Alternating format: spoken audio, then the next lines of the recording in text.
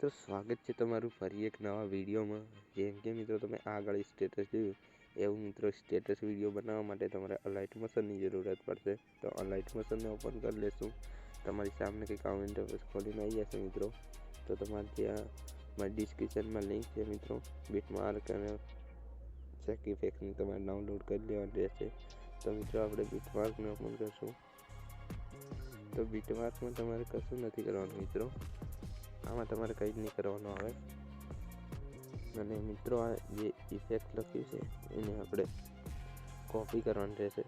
Copy કરી all select કરી દેવાનું મિત્રો અને કોપી ક્લિયર કરી લઈશું।